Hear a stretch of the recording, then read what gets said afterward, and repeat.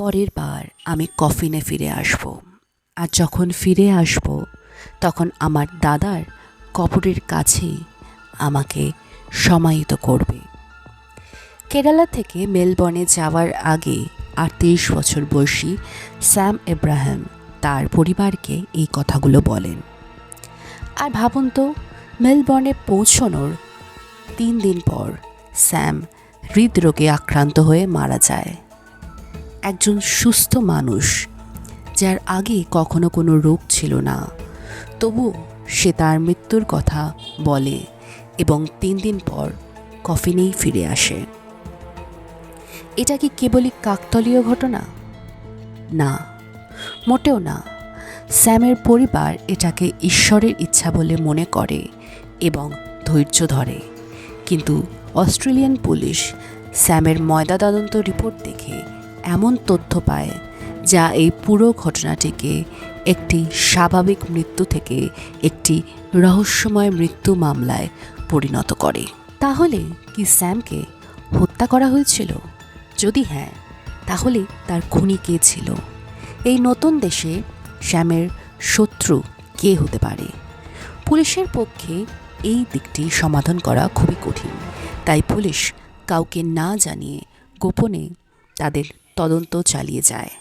প্রায় ১০ মাস ধরে তদন্ত করার পর অবশেষে পুলিশ এমন একটি ডায়েরি পায় যা স্যামের হত্যার রহস্য সমাধান করে। আর স্যামের খুনি সেই, যাকে অস্ট্রেলিয়ান পুলিশ কখনো কল্পনাও করতে পারেনি। তো বন্ধুরা, স্যাম এব্রাহামের খুনি কে আর তার খুনের পুরো গল্পটা কি জানতে এই ভিডিওটি শেষ পর্যন্ত দেখুন। ২০১৫ সালের ১৪ই অক্টোবর কেরালার কোল্লাম জেলার বাসিন্দা স্যামুয়েল ইব্রাহিম এবং লীলা আম্মা তার ছেলের আকস্মিক মৃত্যুর খবর পান।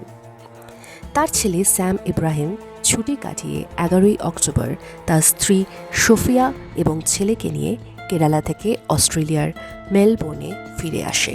স্যাম এবং সোফিয়া দুজনেই অস্ট্রেলিয়ায় কাজ করত এবং তাদের একমাত্র ছেলের সাথে একটি নিখুঁত পারিবারিক জীবনযাপন করছিল।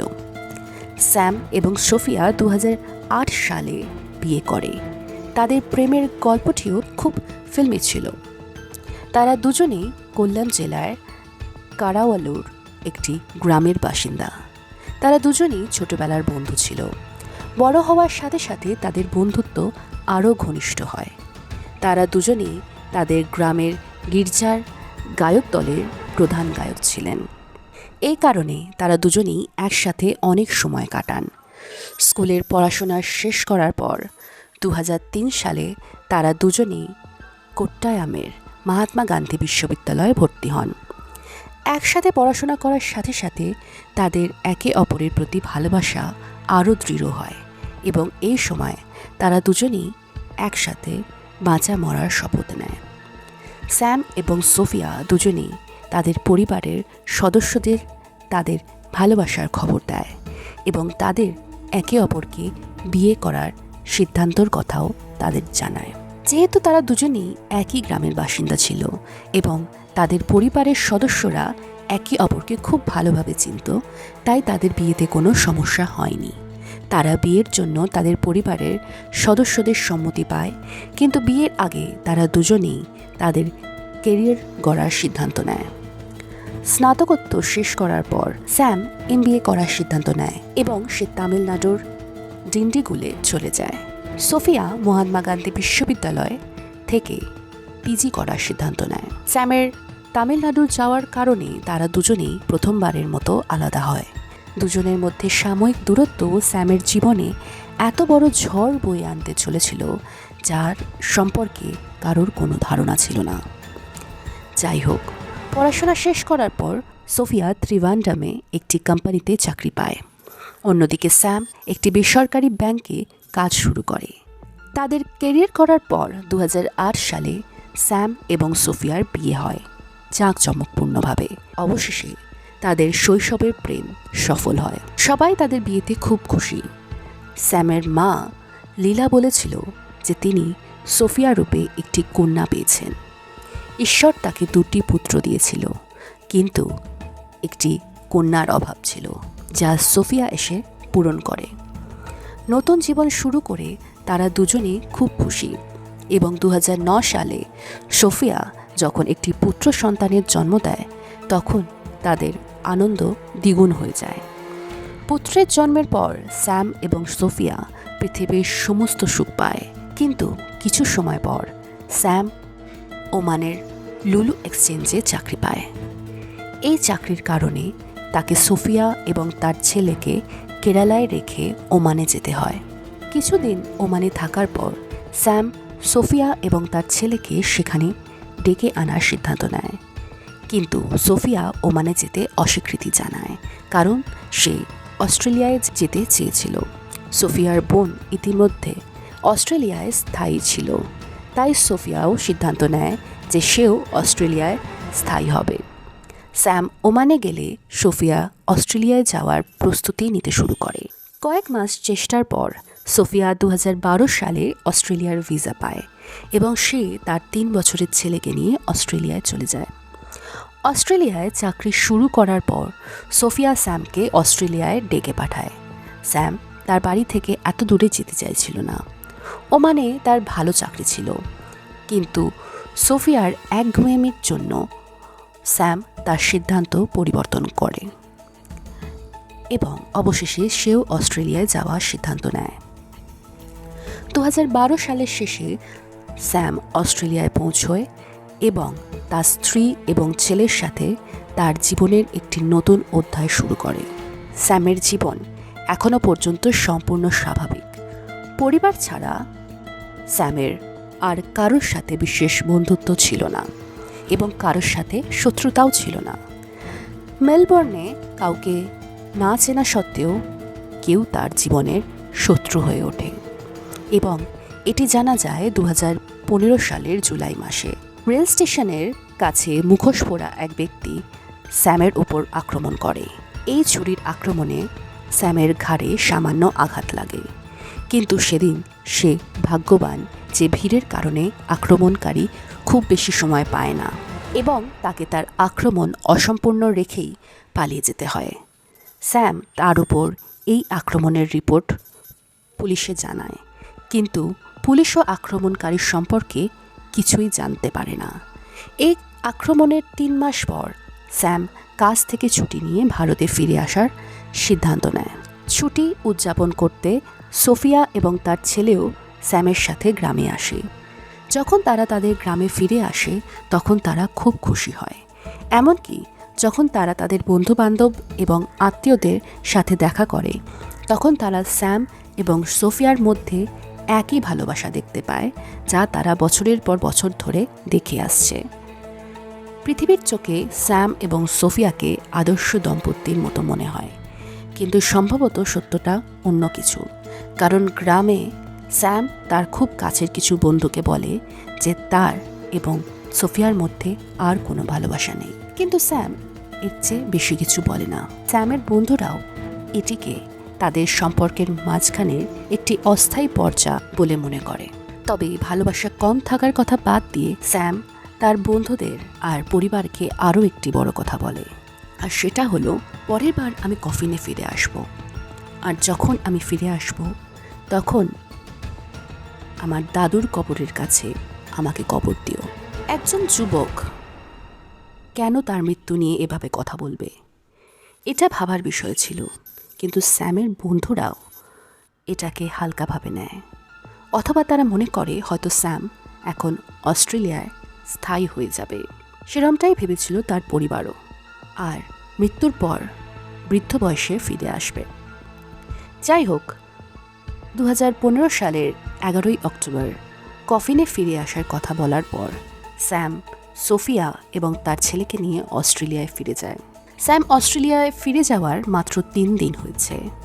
14ই অক্টোবর 2015 তারিখে সোফিয়া তার শ্বশুরবাড়ির লোকজনকে কাঁদতে কাঁদতে ফোন করে এবং স্যামের আকস্মিক মৃত্যুর খবর জানায়। সোফিয়া বলে যে ঘুমের মধ্যে স্যামের হার্ট অ্যাটাক হয়েছিল এবং সকালে যখন আমি ঘুম থেকে উঠি তখন স্যামের নিঃশ্বাস বন্ধ হয়ে গিয়েছিল। স্যামের মৃত্যুর খবর মেনে নেওয়া তার বাবা মা এবং ভাইয়ের পক্ষে খুব কঠিন ছিল। তবুও এই লোকেরা এটিকে ঈশ্বরের ইচ্ছা বলে মনে করে এবং নিজেদের যত্ন নেয় এবং তাদের ছেলের শেষকৃত্যের জন্য প্রস্তুতি শুরু করে। কাগজপত্র শেষ হওয়ার পর সোফিয়া স্যামের মৃতদেহ নিয়ে কেরালায় তার গ্রামে আসে। এই কঠিন সময় বোনের যত্ন নেওয়ার জন্য সোফিয়ার বোন সানিয়াও অস্ট্রেলিয়া থেকে সোফিয়ার সাথে আসে। এছাড়াও সোফিয়ার বাবা মা এবং অন্যান্য আত্মীয়জনরাও শেষকৃত্যে অংশগ্রহণ করেন। শেষকৃত্যের পর সোফিয়া কয়েকদিন তার শ্বশুরবাড়িতে থাকে। এরপর সে তার ছেলেকে নিয়ে অস্ট্রেলিয়ায় ফিরে যায়। স্যামের মা যেমন বলেছিল, সোফিয়া তার মেয়ের মতো ছিল, তাই স্যামের মৃত্যুর পরেও তারা সোফিয়াকে মেয়ের মতোই ভালোবাসে এবং সোফিয়া তার শ্বশুরবাড়ির লোকেদের সাথেও ভালো ব্যবহার করে। সময় চলে, স্যাম এই পৃথিবী ছেড়ে চলে গিয়েছে, প্রায় 10 মাস হয়ে গেছে। সোফিয়া অস্ট্রেলিয়াতেই ছিল। বাড়িতে সে প্রায়শই স্যামের বাবা মায়ের সাথে কথা বলতো এবং সোফিয়া সবসময় তাদের নিজেদের যত্ন নিতে এবং সুখী থাকতে বলতো। 10 মাস পর একদিন স্যামের বাবা মার কাছে অস্ট্রেলিয়া থেকে ফোন আসে। এই ফোন কলটি অস্ট্রেলিয়ান পুলিশ বিভাগের পক্ষ থেকে এসেছিল, যারা স্যামের মৃত্যু সম্পর্কে কিছু গুরুত্বপূর্ণ তথ্য দেয়। পুলিশের কাছ থেকে তারা যে তথ্য পায় তা স্যামের মৃত্যুর খবরের চেয়েও ভয়ঙ্কর প্রমাণিত হয়। আসলে পুলিশ স্যামকে হত্যার অভিযোগে তার স্ত্রী সোফিয়াকে গ্রেফতার করে। যখন এই কথা স্যামের বাবা মাকে বলা হয়, তারা প্রথমে বিশ্বাস করে না। সোফিয়া তাদের মেয়ের মতো ছিল। স্যাম ছিল তার ছোটবেলার ভালোবাসা। তাদের দাম্পত্য জীবন ভালোই চলছিল, আর স্যামের মৃত্যুতে সোফিয়াও সমানভাবে শোকাহত, যেমন স্যামের বাবা মা ছিলেন। এমন পরিস্থিতিতে স্যামকে হত্যার অভিযোগে সোফিয়ার গ্রেফতারের খবর তাদের কাছে একটি বড় ধাক্কা বলে মনে হয়েছিল। এখন এখানে আরেকটি প্রশ্ন ওঠে, স্যামের মৃত্যু হৃদরোগে আক্রান্ত হয়েছিল, তাহলে পুলিশ কেন 10 মাস পর সোফিয়াকে গ্রেফতার করলো? এটা অস্ট্রেলিয়ান পুলিশের একটি বড় কৌশল। স্যামের মৃত্যু হৃদরোগে আক্রান্ত হয়নি। স্যামের ময়নাতদন্ত রিপোর্টে এটি প্রকাশ পেয়েছিল। ময়নাতদন্ত রিপোর্টে তার শরীরে সাইনাইড পাওয়া গিয়েছিল। এছাড়াও তার শরীরে মাদকের প্রমাণও পাওয়া গেছে। তাই পুলিশের কাছে এটা স্পষ্ট ছিল যে স্যামের মৃত্যু স্বাভাবিক ছিল না। আসলে কেউ তাকে হত্যা করেছে। কিন্তু খুনি কে ছিল যে স্যামকে এত চালাকি করে হত্যা করেছিল? তাকে ধরা পুলিশের পক্ষে সহজ ছিল না। সেই কারণেই পুলিশ এখানে চালাকির সাথে কাজ করে। আর স্যামের ময়নাতদন্তের রিপোর্টে পুলিশ এটা বলে না যে শরীরে সাইনাইড পাওয়া গেছে। সোফিয়াকেও না। পুলিশ সোফিয়াকে এমনভাবে দেখায় যেন তাদের হার্ট অ্যাটাকের তথ্যে সম্পূর্ণ বিশ্বাস আছে, কিন্তু ভেতরে পুলিশ তাদের তদন্ত চালিয়ে যায়। যখন সোফিয়া তার শেষকৃত্যের পর অস্ট্রেলিয়ায় ফিরে যায়, তখন পুলিশ তার পেছনে অনেক গুপ্তচর রাখে। সোফিয়ার ফোন ট্যাপ করা হয় এবং তার সমস্ত কার্যকলাপ পর্যবেক্ষণ করা হয়। এখন প্রশ্ন হলো, সোফিয়ার বিরুদ্ধে পুলিশ কি প্রমাণ পায় যে পুলিশ তাকে তার স্বামীর হত্যার জন্য গ্রেফতার করে? এখানে এই গল্পটিতে প্রবেশ হয় অরুণ কামালাসান নামে একটি ব্যক্তি। সোফিয়ার সাথে সাথে পুলিশ অরুণকেও স্যামকে হত্যার জন্য গ্রেফতার করে। এখন অরুণকে আর সে কখন স্যাম এবং সোফিয়ার জীবনে প্রবেশ করেন? সেই সময়ে যখন স্যাম স্নাতক শেষ করার পর MBA করার জন্য তামিলনাড়ু গিয়েছিল, যখন সোফিয়া মহাত্মা গান্ধী বিশ্ববিদ্যালয় থেকে PG করছিল। সেই সময় অরুণও একই কলেজে ইনস্ট্রুমেন্টেশন ইঞ্জিনিয়ারিংয়ে MSc করছিল। স্যাম তামিলনাড়ু যাওয়ার পর সোফিয়া এবং অরুণের বন্ধুত্ব হয়। তাদের শুরু বন্ধুত্ব দিয়েই হয়, কিন্তু খুব শীঘ্রই দুজনের মধ্যে প্রেমের সম্পর্কও শুরু হয়। একই সাথে সোফিয়া স্যাম এবং অরুণের সাথে সম্পর্কে জড়িয়ে পড়ে, কিন্তু স্যাম অরুণ সম্পর্কে কিছুই জানত না। আশ্চর্যের বিষয় হলো, অরুণের সাথে সম্পর্ক থাকা সত্ত্বেও সোফিয়া স্যামকে বিয়ে করতে অস্বীকার করে না। সে স্যামকে বিয়ে করে, কিন্তু সবচেয়ে বড় অবাক করার বিষয় ছিল যে স্যামকে বিয়ে করার পরও অরুণের সাথে তার সম্পর্ক শেষ হয় না। বিয়ের কিছু সময় পর স্যাম ওমানে চলে যায়। স্যাম ওমানে চলে যাওয়ার পর অরুণের সাথে সোফিয়ার সম্পর্ক আরও দৃঢ় হয়ে যায় এবং দুজনেই সবসময় একে অপরের সাথে সময় কাটায়। কিন্তু এখনও সোফিয়া ছাড়া আর কেউ অরুণ সম্পর্কে কিচ্ছু জানত না। সবাইকে অন্ধকারে রেখে সোফিয়া একজন ভালো স্ত্রীর ভান করতে থাকেন। 2012 সালে সোফিয়া অস্ট্রেলিয়ায় যায় এবং একই বছরের শেষে সে স্যামকে অস্ট্রেলিয়ায় আমন্ত্রণ জানায়। অস্ট্রেলিয়ায় থাকা সত্ত্বেও সোফিয়া অরুণের সাথে দূরত্ব সহ্য করতে পারে না এবং 2013 সালের জানুয়ারিতে সে অরুণকে অস্ট্রেলিয়ায় আমন্ত্রণ জানায়। এখানে আরেকটি আশ্চর্যজনক বিষয় হলো যে অরুণ অন্য একটি মেয়েকেও বিয়ে করেছিল আর সে এক সন্তানের বাবাও হয়ে গেছিল। তবুও সোফিয়ার সাথে তার সম্পর্ক শেষ হয় না। অরুণ তার স্ত্রী এবং সন্তানের সাথে অস্ট্রেলিয়ায় আসে। অস্ট্রেলিয়ায় থাকাকালীন সোফিয়া এবং অরুণ একে অপরের খুব কাছাকাছি চলে আসে। স্যাম সোফিয়া এবং অরুণের সম্পর্কের কথা জানত না। কেউই এই সম্পর্ক সম্বন্ধে কিছুই জানত না। এত বছর গোপনে দেখা করার পর তারা দুজনে একসাথে থাকার সিদ্ধান্ত নেয়, কিন্তু তাদের সিদ্ধান্তের সবচেয়ে বড় বাধা হলো স্যাম, যার কারণে তারা অবশেষে তাকে হত্যা করার সিদ্ধান্ত নেয়। স্যামকে 13 অক্টোবর 2015 তারিখে হত্যা করা হয়, কিন্তু পুলিশের মতে অরুণ এবং সোফিয়া 1 বছর আগে থেকেই তার হত্যার পরিকল্পনা শুরু করে। স্যামকে হত্যার 3 মাস আগে একটি রেলওয়ে স্টেশনের কাছে তার উপর আক্রমণ করা হয়েছিল। পুলিশ জানিয়েছে স্যামের ওপর এই আক্রমণের পেছনে অরুণের হাত ছিল। প্রথম প্রচেষ্টায় স্যাম বেঁচে গিয়েছিল, কিন্তু সোফিয়া এবং অরুণ যে কোনো মূল্যে স্যামকে তাদের পথ থেকে সরিয়ে দিতে চেয়েছিল। এই কারণে তারা আবার পরিকল্পনা শুরু করে। গ্রামে ছুটি কাটানোর সময় স্যাম বলেছিল যে পরের বার সে কফিনে ফিরে আসবে। তাই হয়তো যখন তার উপর প্রথমবার আক্রমণ করা হয় তখন সে তার শত্রু সম্পর্কে জানতে পেরে গেছিল।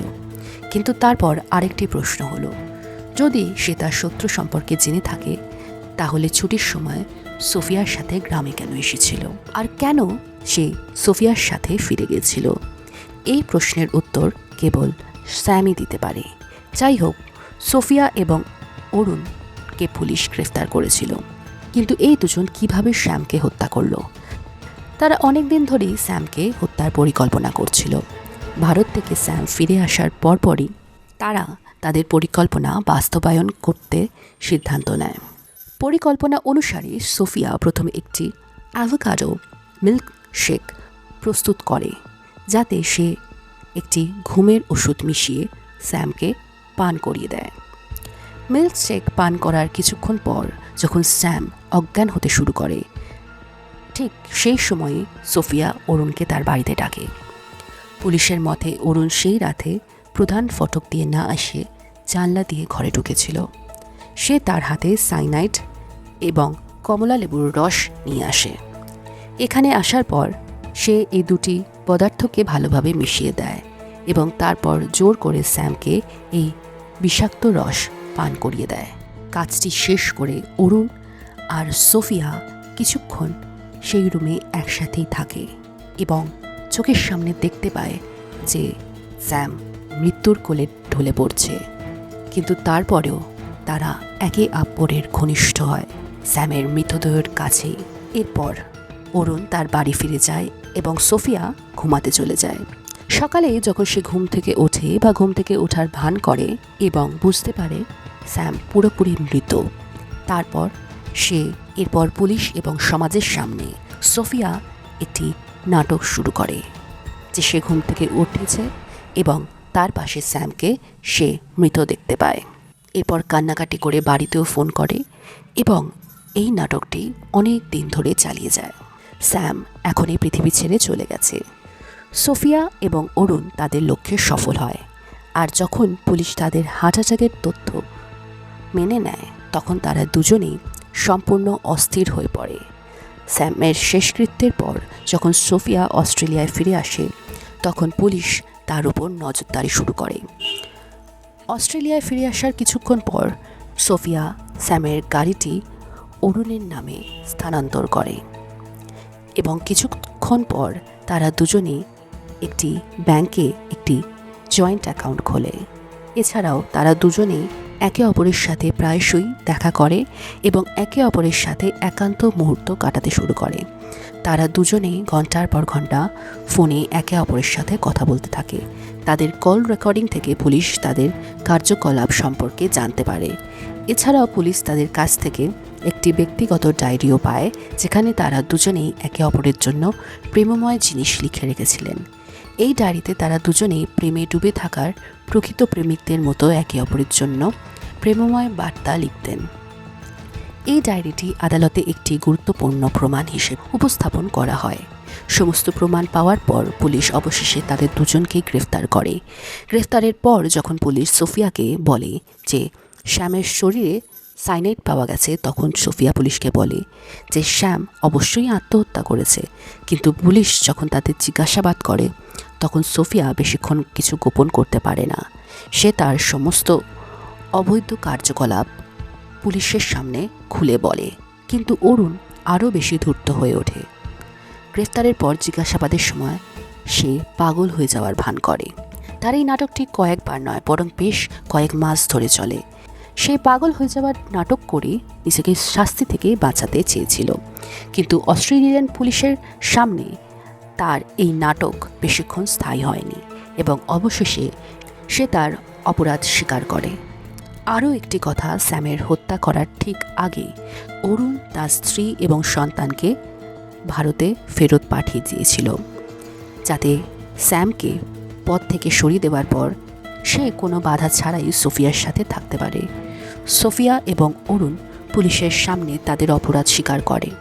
পুলিশ সমস্ত প্রমাণও সংগ্রহণ করে। এর সাথে সাথে ভিক্টোরিয়ান সুপ্রিম কোর্টে এই মামলাটির শুনানি হয়। শুনানির পর 2018 সালের জুন মাসে স্যামকে হত্যার দায়ে তাদের দুজনকেই কারাদণ্ড দেওয়া হয়। অরুণকে 27 বছরের কারাদণ্ড দেওয়া হয় এবং সোফিয়াকে 22 বছরের কারাদণ্ড দেওয়া হয়। যখন এই শুনানি চলেছে তখন স্যাম এবং সোফিয়ার ছেলে অস্ট্রেলিয়ায় তার মাসি সোনিয়ার সাথে থাকছিল। সোফিয়ার শাস্তি হয়ে যাওয়ার পর শ্যামের মা বাবা তাদের নাতির হেফাজত পেতে চেষ্টা শুরু করে, কিন্তু তারা তাদের নাতির হেফাজত পেয়েছিল নাকি পায়নি এই তথ্য কোথাও পাওয়া যায় না। বন্ধুরা, বিবাহ বহির্ভূত সম্পর্কের কারণে সোফিয়া এবং অরুণ একজন ভালো মানুষের জীবন শেষ করে ফেলে। এই ধরনের মানুষদের সম্পর্কে আপনাদের মতামত কী, আর এদের শাস্তি কী হওয়া উচিত আমাদের কমেন্ট বক্সে জানান। আর যদি আমাদের প্রচেষ্টা আপনার ভালো লাগে তাহলে এই ভিডিওটি লাইক এবং শেয়ার করুন। যদি আপনি এখনও আমাদের চ্যানেল ক্রাইম টিভি বাংলাকে সাবস্ক্রাইব না করে থাকেন তাহলে দ্রুত চ্যানেলটি সাবস্ক্রাইব করুন এবং বেল আইকনটি টিপুন। আরও এরকম রোমহর্ষক গল্পের জন্যে আমাদের সাথে থাকুন।